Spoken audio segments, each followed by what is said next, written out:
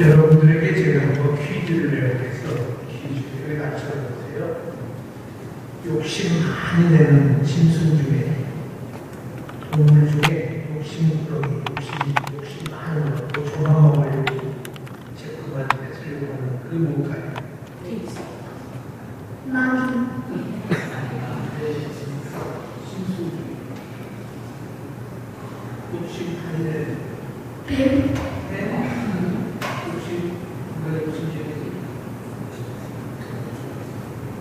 욕심꾸러기를 보고 돼지 같다는 돼지. 그렇죠? 그러면 이번에는 무엇이 아주 미련 곰탱이가 있습니다. 아주 미련한 짐승은 어떤 거죠? 아이고, 미련한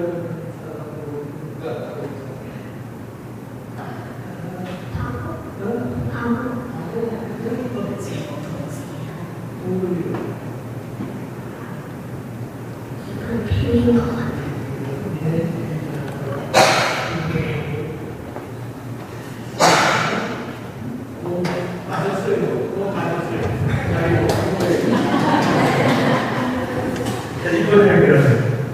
형제도 막 물고 찢어요. 동생도 막 물고 막 싸움 좋아하는 어떤 동물이 싸움 좋아하지. 길거리에서 보면 막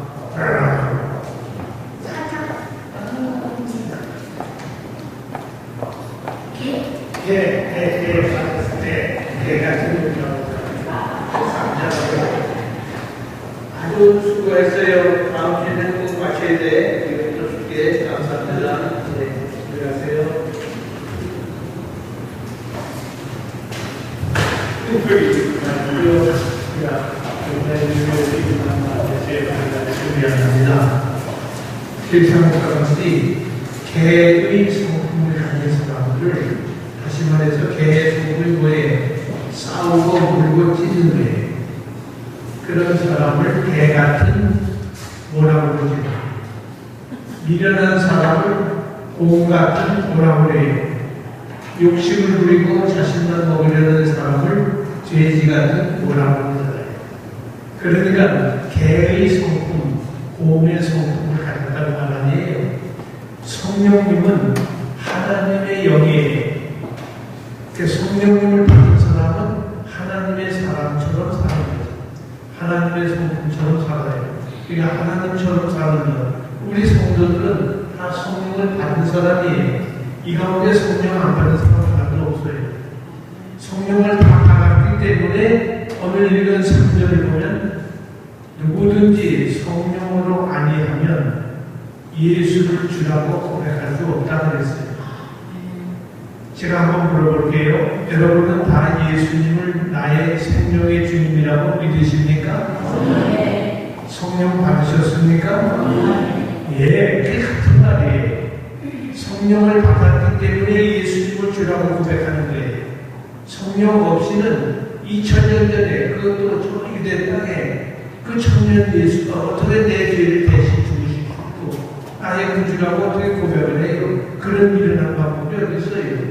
성령이 오시어서 깨닫게 하시고 믿게 하시는 거예요. 그게 오늘 보는 3절에 나온 말씀이에요. 성령이 임하시면 예수를 주라고 고백을 해요. 그게 오늘 12장 3절에 있는 말씀이에요. 그것만이 아니라 성령을 받게 되면 그리스도인의 삶을 그리스도처럼 사는 삶을 살게 된다. 아까 개의 성품을 가진 사람, 그걸 뭐라고 그러잖아요. 마찬가지로 하나님의 영을 받은 사람이니까 하나님처럼 그리스도처럼 산다는 거예요. 그러니까 우리 그리스도인이라는 말은 성령을 받았기 때문에 그리스도인이에요. 성령은 어떤 사람만 특별한 사람만 받는 게 아니에요. 누구나 다 성령 받았어요. 세례 받을 때에 예수는 나의 생명의 주님이다 라고 고백하잖아요. 그때 성령을 이미 받은 사람이에요. 그런데 성령을 받았다는 말과 성령 충만이라는 말은 달라요. 성령 충만. 성령이 충만하면 어떡할까? 이것은 성령의 완전 지배를 받는 것을 말해요. 성령의 완전 지배. 그 말이 무슨 말이고 많이 이베소에서 바로 이 말이 나와요. 술 취하지 말라 성령 충만을 받으라. 술 취하지 말라는 말이 왜 성령과 관계에서 나왔을까? 술 취하면 술의 지배를 받잖아요. 말도 술이에요. 걸음도 술이 걸어요. 그런데 성령 충만을 받으라. 성령을 내가 받는데 충만히 받으면 성령의 지배를 받는다. 성령이 말도 하게 하고 성령이 모든 것을 움직이게 돼요. 그러니까 성령 충만을 받으라는 말은 물리적, 양적 충만을 받는 게 아니에요. 그러니까 한 말을 받으면 충만하고 반말을 받으면 부족하고 그 말이 아니에요. 충만이라는 말은 그런 말이 아니고 완전히 지배를 받는다. 성령의 지배를 완전히 받는 것, 그게 성령 충만이에요. 성령 충만을 받으라는 말은 성령의 지배를 완전히 받으라는 말. 일부분만 받으면 안 돼요. 기도할 때만 받으면 안 돼요. 모든 일에 성령 충만을 받는 거예요. 왜 이 말이 중요한 거 아니? 요엘 선지자에 의하면 요엘서 2장 29절에서 메시아 시대가 오면 남종과 여종들에게 성령을 물붓듯이 풍성히 주시겠다. 이런 말씀을 했거든요. 그렇기 때문에 성령 충만을 이미 구약시대의 요엘이라는 선지자가 예언을 했어요. 그래서 우리는 남종이든 여종이든 물붓듯이 풍성한 성령의 충만함을 받아야 돼요. 그런데 그렇지 못한 이유가 있어요. 많은 사람들이 성령 충만을 받지 못하는 이유는 성령을 스스로 소멸하고 있어요. 성령을 왜 소멸합니까? 소멸이 왜 없애버리는 거 아니에요? 우리 어린이들도 잘 들어야 돼요. 여기 잘 보세요. 여기 총 여러분들 위해서 이거 만드는 거에 돌아오고. 소멸이라는 말은 억제한단 말이에요. 없애버리는 거예요. 그런데 성령을, 내게 오신 성령을 내쫓거나 성령을 없애려고 하지 말아야 된단 말이에요. 언제 그렇게 될 수 있는 거 아니? 말씀에 절대 순종을 해요. 성경 말씀은 성령의 말씀 아니에요. 성령의 영감을 받는 사람이 쓸 책이니까 성령의 말씀이에요. 이 말씀을 순종할 때 성령이 내게 오시지, 이 말씀을 순종하지 않는데 성령께서 내게 오실 리가 없잖아요. 그러니까 말씀을 절대 순종하고 모든 것을 하나님께 양보해야 해요. 하나님 말씀대로 살리니까 내 주장은 집어쳐야 돼요. 내 주장은 이제는 내세울 게 없어요. 언제든지 성령의 뜻을 앞세워야 돼요. 그리고 받은 은사라는 말을 공부하니 그게 중요한 말이에요. 영어로 기프트라고 해요. 선물. 성령의 은사라는 말은 성령의 선물이에요. 성령께서 선물, 어린이들 선물 받아보셨어요? 무슨 선물 받았어요? 선물 중에는 선천적 선물이 있거나 후천적 선물이 있어요. 어떤 사람은 노래를 잘해요. 선천적으로 성령께서 노래 잘하는 은사를 줬어요. 어떤 사람은 전도를 잘해요. 어떤 사람은 믿어요. 어떤 분이 그래요. 저를 보고 우리나라 하는 대기업 부회장을 하는 분인데 그분이 나를 보고 목사님, 저는 이상하게 목사님이 말씀하는 건 그냥 100% 믿어요. 꽉 믿으시니 어떡합니까? 아니 어떡하더니 그 감사하지. 하면 믿음의 은사를 받았구만, 믿음의 선물을 받았구만 제가 그랬어요. 그런데 어떤 사람은 아무리 설명을 해줘도 안 믿어요. 그 은사가 없는 거예요. 믿음의 은사가 없는 거예요. 믿음은 선물이라고 했잖아요. 하나님이 우리에게 주시는 선물이거든요. 그래서 우리가 하나님 앞에서 그리스도의 이 성령이 바라보는 증거가 있는데 그것은 그리스도에 대해서 무슨 말을 하는지 보면 돼요. 그 사람이 성령 받았는지 안 받았는지 아는 방법은 그리스도 예수를 나의 주님이라고 믿으면, 그렇게 고백을 하면 그 사람은 성령 받은 사람이에요. 무슨 방언을 하고 꿈을 꾸고 무슨 병을 고치고 그게 성령 받은 증거가 아니고, 성령 받은 증거는 예수님에 대해서 뭐라고 고백하는지를 보면 알아요. 예수님은 나의 성령의 주님입니다 라고 고백하면 그 사람은 성령의 사람이에요. 성령 받은 사람이 그런 게 아니에요. 참으로 모든 그리스도인은 성령의 사람들이에요. 그런데 성령을 슬프게 하지 않아야 돼요. 오신 성령을 슬프게 하면 되겠어요? 성령은 하나님이신데 하나님께서 슬퍼하지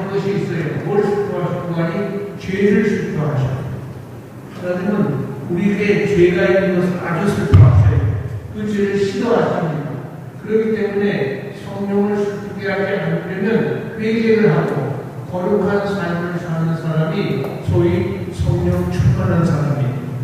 회개한 사람, 하나님께서는 회개한 사람 책망하지 않아요. 회개한 사람 용서하시고 깨어나주시고 사랑하시지. 그렇기 때문에 성령과 함께 항상 동행하는 사람, 성령이 오시는 성령을 슬프게 해서 내주지도 말고 성령을 우리가 소멸하지 않으면 항상 동행하신단 말이죠. 갈라디아서 5장 16절에서 성령으로 살면 또한 성령으로 행하지 5장 25절 말씀이에요.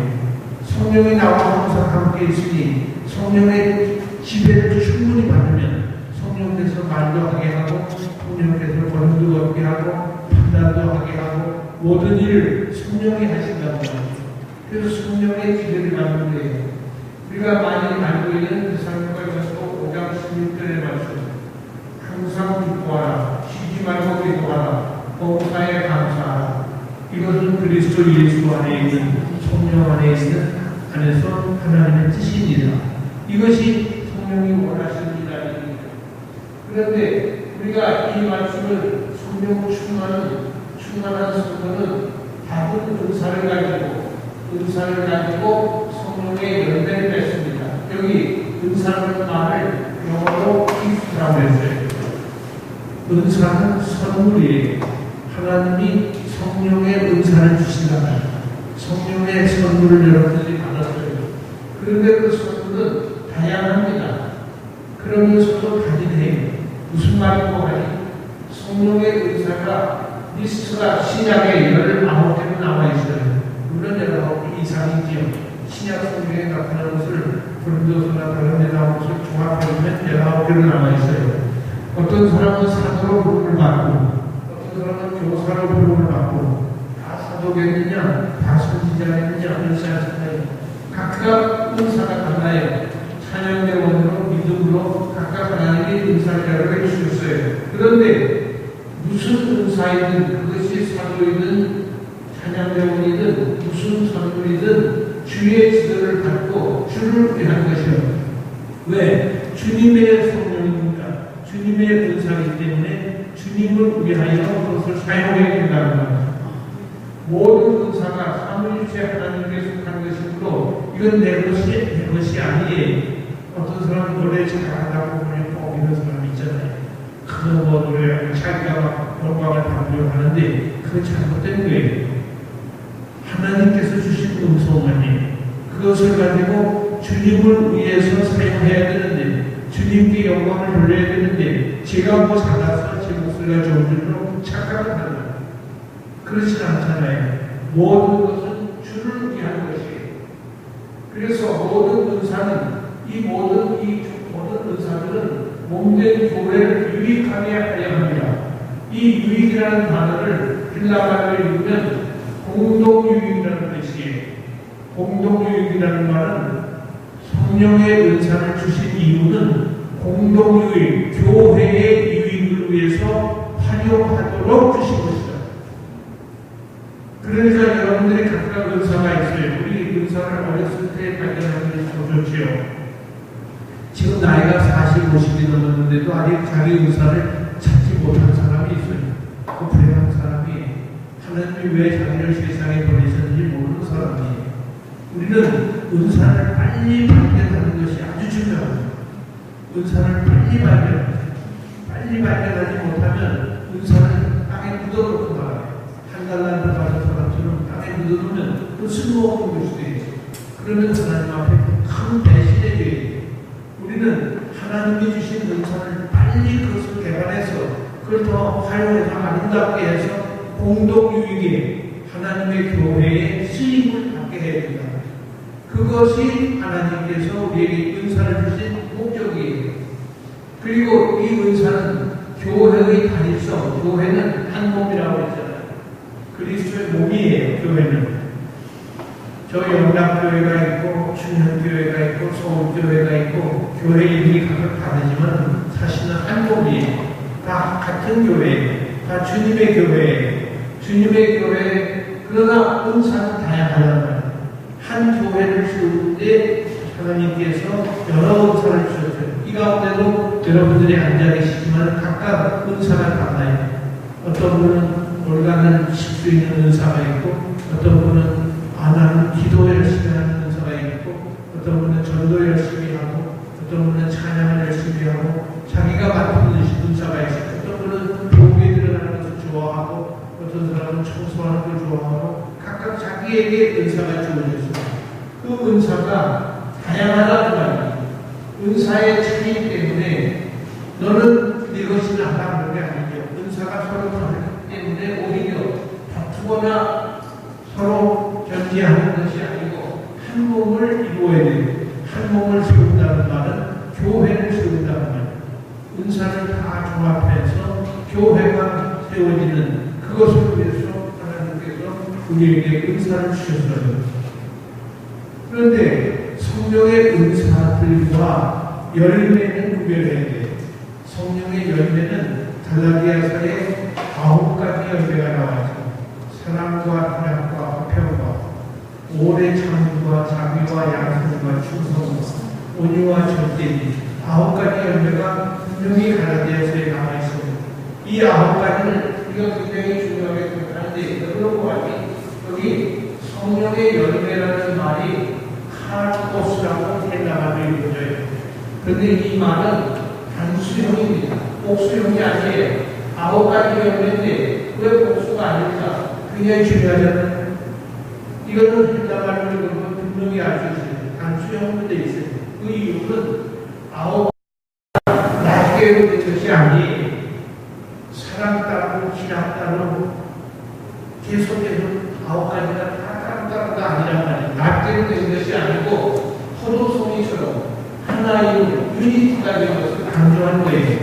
성령의 9가지 열매는 어느 것을 맺었으면 사랑을 맺었는데 희락이 없다. 그건 안 되는데 이 9가지가 한 펀치에 하나의 동의로 포도송이처럼 나와 있는데 그 열매는 모든 사람에게 발견되어야 하는 뜻입니다. 다시 말해서 예수를 주라고 믿는 사람은 성령의 9가지 열매를 누구나 다 맺어야 돼요. 나는 그 중에 하나만 맺는다. 아니에요. 난 화평의 열매만 맺는다. 그거 아니에요. 은사는 각각 다르지만 열매는 펀치로 한꺼번에 이것을 9가지를 맺어야 된다. 여러분 중에 나무를 재배해 보신 분이 계신지 모르겠는데 그 성시간이니까 한 나무에 사과도 달리고 배도 달리고 바나나도 달린 나무 보셨습니까? 전 못 봤죠? 한 나무에 그런 거 없어요. 그러나 성령의 열매는 한 사람이 이 모든 것을 다 맺어야 돼요. 성령 받은 사람이라면 이 9가지 열매를 다 맺어야 돼요. 이 중에 하나만 맺으면 안 된다는 거예요. 교회의 필요를 따라 각 사람에게 주신 성령의 은사와는 다른 것입니다. 은사는 각각 달라요. 은사는 제각각 다르지만은 열매는 모두가 다 함께 맺어야 돼요. 그런데 여기서 우리가 중요한 거 있어요. 9가지 열매를 3가지 부분으로 나누면 돼요. 3, 4번도 아니에요. 그러니까 3그룹씩 나눌 수 있는데 첫 번째 그룹 셋은 사랑과 희락과 화평은 하나님께 대한 거예요. 오래 참음과 자비와 양선은 이웃에 대한 거예요. 충성과 온유와 절제는 자신에게 대한 거예요. 이것이 굉장히 중요합니다. 잘 보세요. 사랑, 희락, 화평은 하나님을 향한 열입니다. 하나님을 향한 열입니다. 그리고 오래 참음, 자비, 양선은 성도의 대인 관계예요. 사회적으로 맺어야 할 활동을 말하고 있어요. 그리고 충성과 온유와 절제는 성도 자신과의 관계를 말하고 있어요. 자신과의 관계. 이 말씀이 우리가 개념적으로 미리 가지고서 이 말씀을 들으면 좋아요.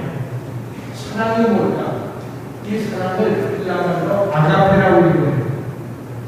성령의 첫 번째 열매, 아가페. 이것은 하나님의 사랑을 말합니다.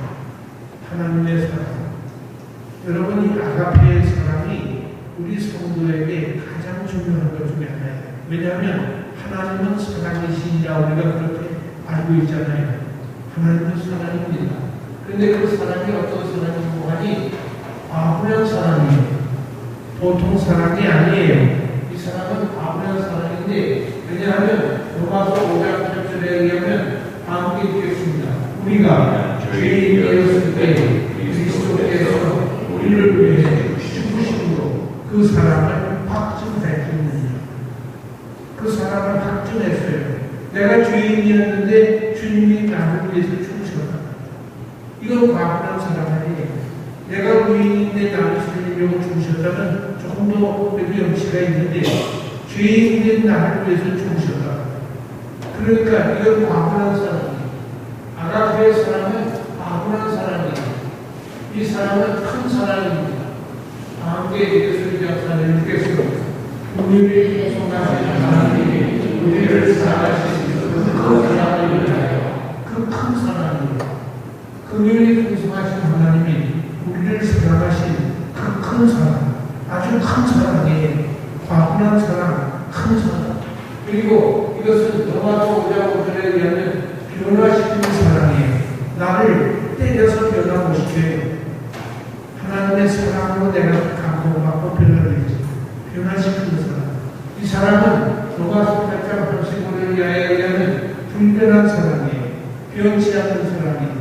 인간 사랑은 자꾸 변해요. 어제 사랑했다 오늘 미워할 수 있잖아요. 그런데 하나님의 사랑은 내가 죄에 빠졌어도 여전히 사랑하시는, 끝까지 사랑하시는 거예요. 불변하시는 사랑이에요. 이 하나님의 사랑을 다른 사람과 세상에 보여주시려고 성령께서 하나님 사랑의 은사를 성도에게 주셨어요. 자, 여러분 보세요. 이 성령께서 우리에게 주신 열매를, 성령의 열매를 우리에게 주는데 어떤 열매를 주신 거니? 놀라운 사랑의 열매를. 여러분들께서 이미 아시는 대로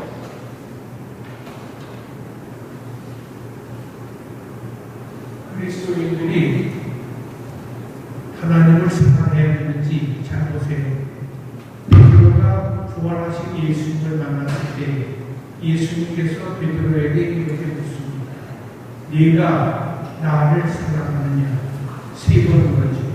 아가파스에 네가 나를 사랑하느냐? 베드로는 아가파의 사랑으로 나를 사랑하느냐를 묻는 예수님의 질문에 필로스에 나는 필리아의 사랑, 친구의 사랑으로 사랑할 수 있지 아가페의 사랑으로 사랑 못합니다. 그렇게 대답해요. 여러분, 하나님께서 우리를 아가페의 사랑으로 사랑하면서 우리에게 요구하신 것은 아가파스에 네가 나를 아가페의 사랑으로 사랑할 수 있느냐? 이걸 물어요. 베드로가 주님이 아십니다 하지만은 대답을 못하니까 주께서 내가 얼마나 사랑하는지 주님이 아십니다 했더니 예수님이 내 양을 치라. 목사에게 너 신학 공부 얼마나 했니? 너 무슨 학위를 갖고 있니? 너 아는 지식이 뭐냐? 너 믿느냐? 그거 묻지 않으셔요. 너 양떼를 사랑하겠느냐? 그거 묻지 않으셔요. 네가 나를 사랑하느냐? 하나님을 사랑하느냐고 주님은 물으시는데 양떼를 사랑하느냐를 묻지 않으셨어요. 네가 나를 사랑한다면 내 양을 내게라. 내 양을 사랑하라. 하나님이 오늘 성령의 9가지 열매 중에 가장 첫 번째 열매는 하나님 사랑이에요. 하나님을 사랑하는 것이에요. 여러분, 하나님을 사랑하십니까? 얼마나 사랑해요? 정말 내 목숨보다 더 사랑합니다. 내 재산보다, 내 모든 것보다, 내 명예보다, 내 자존심보다도 하나님을 사랑합니다. 그렇게 고백할 수 있습니다. 그것이 성령의 열매예요. 성령 받은 사람이 하나님을 사랑하는 거예요. 하나님을 사랑하기 때문에 어떤 핍박이 오고 어떤 혼란이 와도 문제가 안 돼요. 왜? 나는 하나님이 나를 어떻게 사랑했어요? 아가페의 사랑으로 사랑했잖아요. 나도 하나님을 아가페의 사랑으로 조건 없이 사랑합니다. 희생하며 사랑합니다. 성령의 두 번째 열매는 희락이라고 했어요. 희락은 행복과 관계가 있는 것처럼 보입니다만 전혀 달라요. 행복은 환경에 의존합니다. 환경 따라서 행복이 나와요. 환경이 나쁘면 행복하지 못하다는 거지. 그러나 희락은 그렇지 않습니다. 기쁨이라는 희락이라는 단어가 신약 성경의 인상 안에 자주 나옵니다. 희락은 영적으로 잃어버린 것을 찾을 때 특별히 충만했어요. 누가복음 15장에 잃어버린 동전을 찾고 기뻐했죠. 잃어버린 양을 찾고 기뻐했죠. 잃어버린 아들을 찾고 기뻐한 잃어버린 것을 찾았을 때의 희락이었거든요. 그런데 예수님 자신이 희락이랍니다. 예수님 자신이 기쁨이에요. 왜 예수님 자신이 기쁨이고 하니 내가 온 세상에 미칠 큰 기쁨의 좋은 소식을 너희에게 전하노라. 천사 가브리엘이 목자들에게 한다라니 온 기쁨의 큰 소식을 너희에게, 그 기쁨의 큰 소식이 예수님만이에요. 예수님이 탄생한 소식을 너희에게 전한다. 그러니까 예수님이 기쁨이에요. 예수님이 기쁨인데 내 기쁨을 너희에게 충만하게 하려 합니다. 요한복음 17장 13절에서 내 기쁨, 예수님의 기쁨이, 예수님의 기쁨인데 예수님의 기쁨이 또 있어요.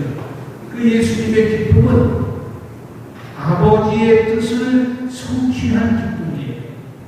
십자가에서 아버지의 뜻을 성취하신 예수님께서 기뻐하시는 거예요. 오늘 우리가 뭐가 성취됐고 무슨 내 기도가 들어서 기뻐한다 그거 아니에요. 내가 성공했으니까 기뻐한다. 내가 뭐 병에서 나았으니까 기뻐한다. 내가 뭐 돈을 많이 벌어서 기뻐한다. 그런 기쁨, 그건 아무것도 아니에요. 그런 기쁨을 가지고 세상 교회들이 지금 자꾸만 기뻐하라고 그러는데 그 기쁨 말하는 게 아니에요. 성도의 기쁨은 예수님의 기쁨이에요. 예수님의 기쁨은 아버지의 뜻을 성취한 기쁨이에요. 자기가 십자가의 중심으로 대속의 이 역사를 아버지의 뜻을 이루시는 기쁨이에요. 그 기쁨을 너희에게 주노라. 오늘 우리가 성령 받은 사람들이 이 희락의 기쁨을 하는 거예요. 그러니까 어떤 환경에 처하든 어떤 경우가 우리가 빠져있든 우리는 기쁨을 놓치면 안 돼요. 우리는 아버지의 뜻을 이루려고 하는 그 성취시킨 기쁨이 항상 우리에게 기뻐하는 말이 바로 거기에 있는 말이에요. 항상 기뻐하는 이 말이 이 대사로니까 쓰이는 이 말이 복수형으로 되어 있어요. 이 P1이 아니고 P1이 그걸 복수형으로 되어 있어요. 이 항상 기뻐하는 말은 우리 보고 각각 항상 기뻐하는 말이 아니고 교회에 주신 말씀이에요.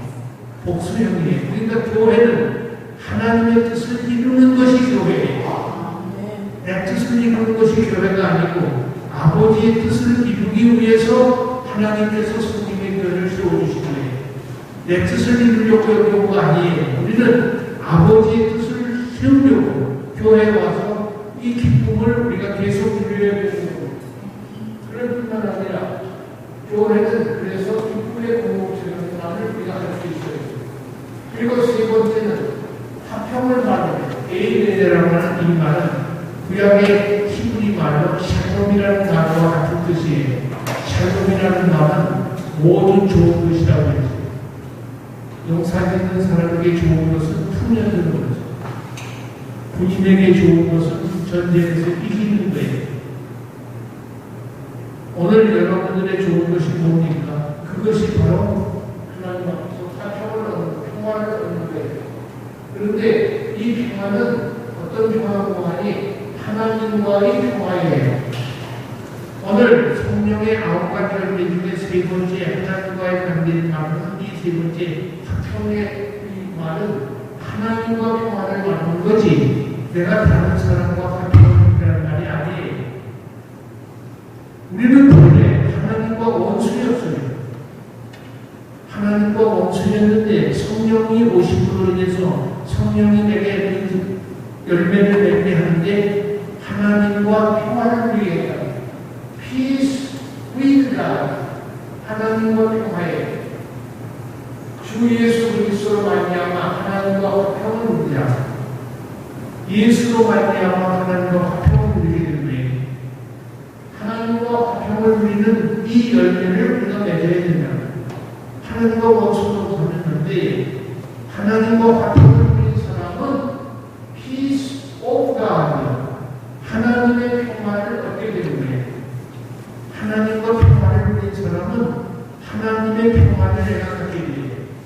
하나님의 평화를 얻게 된 사람은 가정에서도 유대인과 이방인 사이에서도 교회 안에서도 성도와 이웃과의 관계에서도 언제든지 화평을 구하고 따라가는 사람이 됩니다.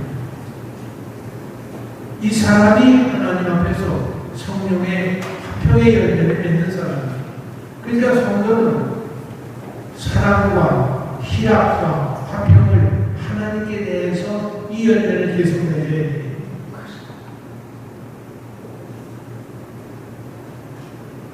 네 번째로 이웃과의 관계에서 첫 번째가 오래 참는. 이 오래 참는다는 말은 이것은 하나님의 소통입니다. 요엘서 2장 13절에 하나님을 쭉 묘사하면서 노하기를 더디하시는 하나님은 화를 그렇게 빨리 안 내셔요. 노하기를 더디하시는 오래 참으신다.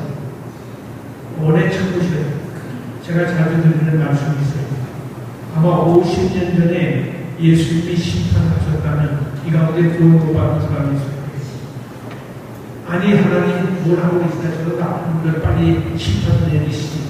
심판을 30년 전에 내렸어도 아마 구원도 받은 사람이 있을 거예요. 우리는 하나님께서 오래 참으셨기 때문에 구원의 자녀가 된 거예요. 놀라운 은혜지. 하나님은 시험과 불안과 다른 이로 인해서 해를 받는데 참는 것을 우리에게 참도 요구하고 계셔요. 이웃에게 오래 참으라고.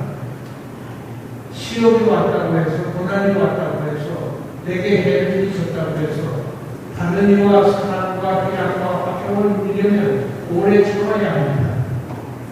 오래 참습니다.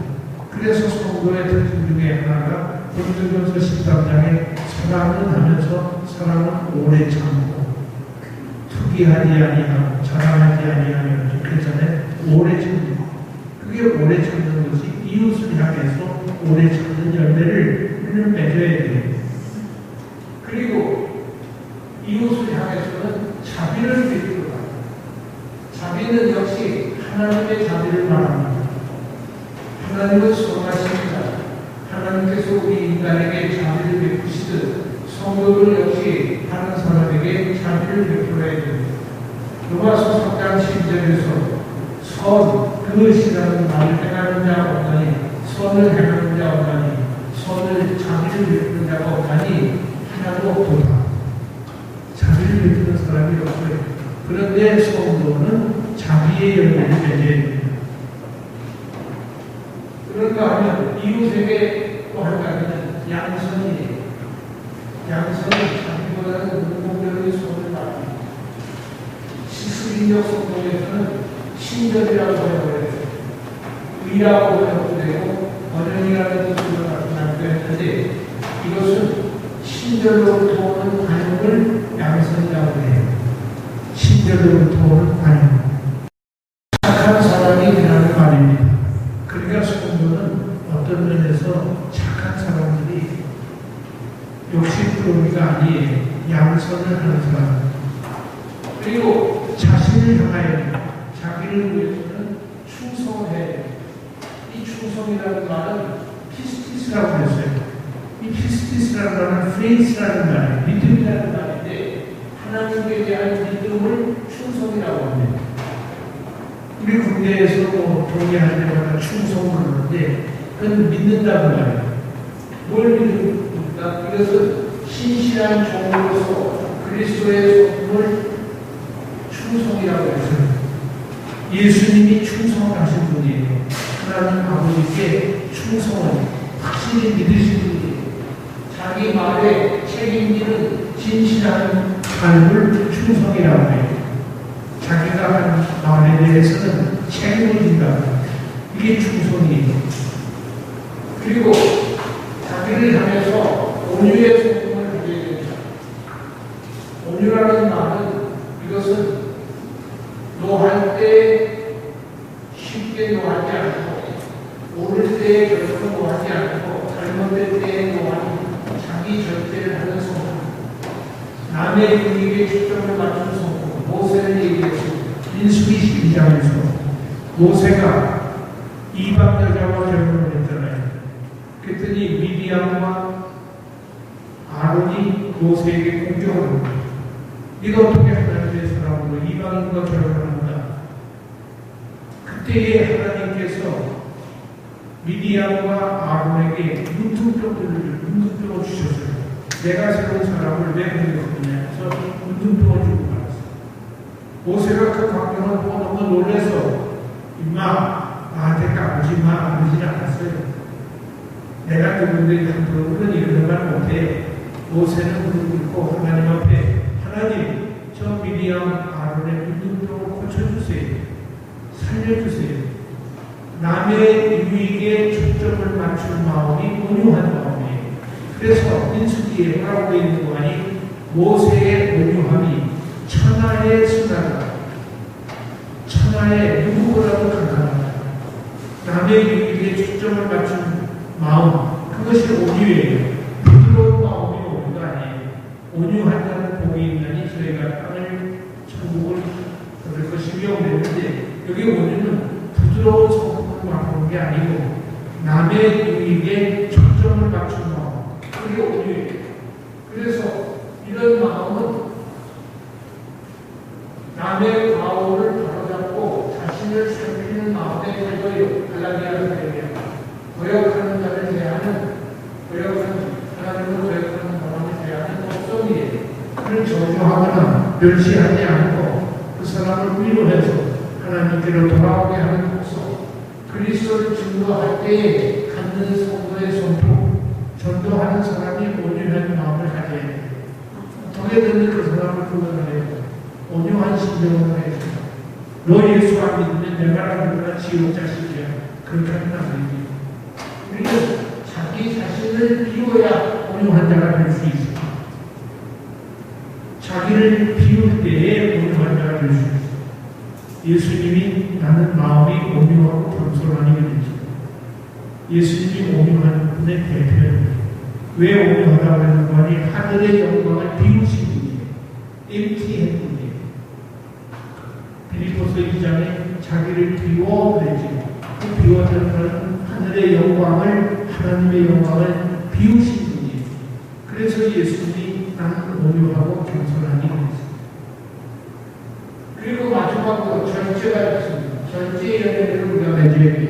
우리 성도들은 셀프 컨트롤을 할 수 있어요. 지가 이렇게 좀 잘못됐어요. 셀프 컨트롤. 육체의 영광을 이기게 하는 기능, 마음과 행동을 순결하게 하는 것, 셀프 컨트롤과 연결됩니다. 그리스도를 모신 자에게 오는 위대한 특성, 그리스도를 모신 자는 자기 절제를 합니다. 자기 절제를 해요. 이 세상에서 살 때 세상 원리를 그곳에 묻지 않게 하는 특성, 이와 같은 것들은 예수 그리스도가 요구하시는 거듭난 사람의 특성이고, 그러니까 성령의 9가지 열매는 거듭난 사람의 특성이에요. 어떤 성령 받았다고 큰 소리 치고 다니는 그 사람만의 특성이 아니라 성령 받은 모든 사람의 특성이 이 9가지 열매를 맺어야 된다. 그리고 성령 받으니까 맺는 삶의 열매입니다. 성령 받은 사람이라면 반드시 9가지 이 열매를 맺어야 됩니다.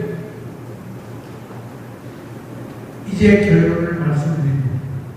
이 같은 것을 금지하는 것이 없느냐. 오늘 갈라디아서 5장에 있는 말씀 중에 23절을 보면 금지할 것이 없다. 그 말은 뭐하니? 바울이 율법을 말했는데 넘어서 율법은 악을 억제합니다. 율법이 오면 죄가 뭔지를 알게 되잖아요. 악을 막는 것이 율법이에요. 그러나 이런 사람, 성령의 9가지 열매를 내는 사람은 저주할 율법은 없습니다. 율법은 죄를 저주하지만 성령의 사람은 율법의 저주로부터 자유한 자입니다. 육체와 성령의 전쟁은 격렬하고 쉽사리 없이 일어나고 있어요. 24년에 육체의 욕심과 성령의 역사가 대립적으로 극한 대결을 하고 있어요. 그러면 어떻게 우리가 승리할 수 있을까? 어떻게 우리가 이 세상을 이길 수 있을까? 방법은 간단합니다. 그리스도께로 돌아오는 데, 그리스도께로 돌아오는 것, 그의 회심 혹은 그에게 나오는 회심은 예수님께 돌이키는 것, 그에게는 돌이켜서 바꾸는 것. 그래서 회심과 회개가 그리스도께로 오는 일이에요. 로마서 6장 6절과 갈라디아서 2장 20절을 보면 십자가에 못 박았느니라는 말이 나와요. 굉장히 어려운 말이에요. 십자가에 못 박았느니라는 말이 로마서 6장과 갈라디아서 2장에 나오는데, 로마서에 나오는 말은 동사가 헬라어에 있는 패시브 폼이에요. 수동태예요. 그리고 갈라디아서에 나오는 것은 동사가 액티브 폼이에요. 능동태예요. 이 말은 뭐고 하니, 로마서에서 그리스도의 십자가에 못 박았느냐 하는 말은 그리스도의 죽음의 결과로 성도를 우리에게 하십니다. 예수님이 십자가에 못 박힘으로 인해서 그 결과가 내게 미쳐왔다. 그래서 수동태. 근데 갈라디아서에서는 성도 자신이 행한 것, 내가 죽는 후에, 내가 십자가에 못 박히는 후에, 이 능동태. 이것은 그에게 맡기고 있습니다. 저희가 십자가에 못 박혔지만 예수 안의 생명은 아주 오래갑니다. 많이 죽지 않아요. 그래서 정욕과 탐심을 못 박아야 합니다. 언제? 계속해서. 정욕과 탐심이 계속해서 일어나고 있기 때문에 이것을 계속 죽여야 돼요. 십자가에 못 박아야 돼요. 그래서 이것은 액티브예요. 의견이 나옵니다. 성도로서 성령으로 살면 성령으로 또한 행해야 됩니다. 성령을 받은 사람은 성령으로 행해야 되죠. 성령의 인도함을 받고 성령과 동행하고 성령과 같은 줄에서 함께 걷는데, 성령은 이쪽 줄에 걷고 나는 이쪽 줄에 걷는 게 아니에요. 같은 줄에서 성령과 함께 걸어야 돼요. 성령의 충만함을 받아서 성령의 은사를 다르게 활용하여 성령의 열매를 맺어서 성령의 열매를 맺으면 하나님이 기뻐하시겠죠. 우리 예수 믿는 모든 사람들은 성령의 은사를, 성령의 열매를 맺어서, 은사를 통해서 성령의 열매를 맺어서 하나님이 기뻐하시는 하나님의 참된 종들이 될 수 있기를 간절히 소원합니다. 기도하겠습니다. 하나님 아버지, 오늘도 우리에게 하나님의 말씀을 주시니 감사합니다. 성령의 은사를 우리 각자에게 주시며 우리가 이것을 잘 활용함으로 인하여 하나님의 귀한 성령의 열매를 맺기를 소원하오니, 우리들 중에 나는 할 수 없다고 뒤로 물러가는 사람 없게 하시고 하나님이 기뻐하시는 성령의 9가지 열매를 주시옵소서.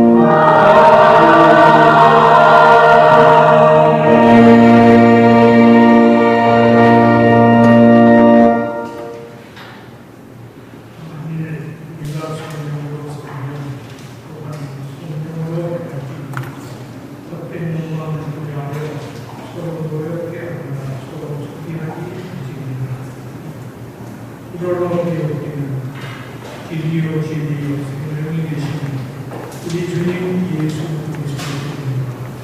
아버지 하나님의 평안하고 감사하시고 성령님의 교통하십니다. 의사는 주십니다. 그리고 열매를 맺게 하시고 놀라운 역사입니다. 오늘 함께 공개하는 하나님의 우리 저들 가정과 일거리에 모든 주님의 교회 이 교회와 상관이 있는 내외에 붙어져 있는 모든 주의 권속을 너희 귀전서도 봉사는 세계에서 오늘도 주의 긍휼과 자비를 은혜하며 간절히 애소하고 있는 하나님의 백성들 가운데 이제와